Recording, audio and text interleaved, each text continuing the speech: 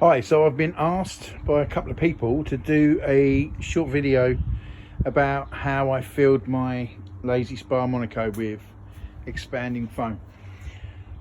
I should point out that this hot tub was screwed. The seals had gone inside on the bottom and they're really hard to fix.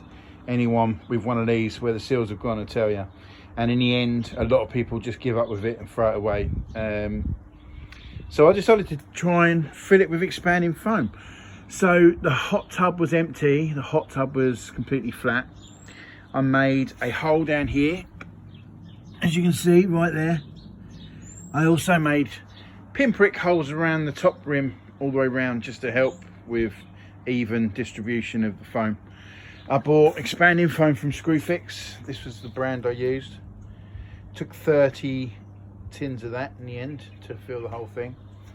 So the hole that I made inside of the hot tub is the complete opposite side to where the valve is.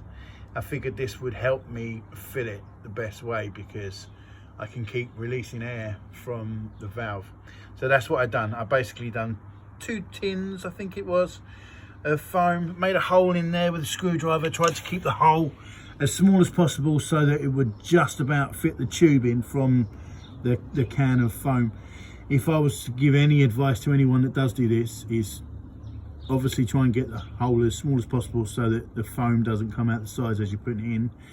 And also, don't take the tube out of the hot tub and try to put the tube of another tin in. Just unscrew the tin and screw another tin on, because I learned from my mistake. It's a nightmare. You pull it out and suddenly you're getting attacked by expanding foam and you struggle to get the next tube in. So keep the same tube in throughout. I put in 22 cans in one go. I did that by spraying a couple, releasing the air, spraying a couple, releasing the air. You can feel the progress of the foam because the sides of the hot tub will be very cold where there's expanding foam in. So the 22 cans got me about half the way around the hot tub. I left it there because I figured it would carry on expanding. So I left it then and then come out every 10 minutes, release pressure from the valve, carried that on until the valve stopped having pressure behind it. So next day, came back out, went to the other side. Round here, you can't really see where the hole is because it's down there, it's in situ now. But I went right to the edge of where the foam was hard. Made a hole exactly the same with the foam, filled it up, took another 8 tins, kept releasing the pressure, kept releasing the pressure, kept releasing the pressure, putting tins in, putting tins in, putting tins in. Eventually what will happen is your valve will start to spit foam out instead of air. So obviously then you've got the foam to where the valve is. To get the rest, you need to make slightly bigger holes in the top. I used just a small little electrician screwdriver, made just holes, you can see, just that size, literally, that's all. Made about 4 or 5 of them around here.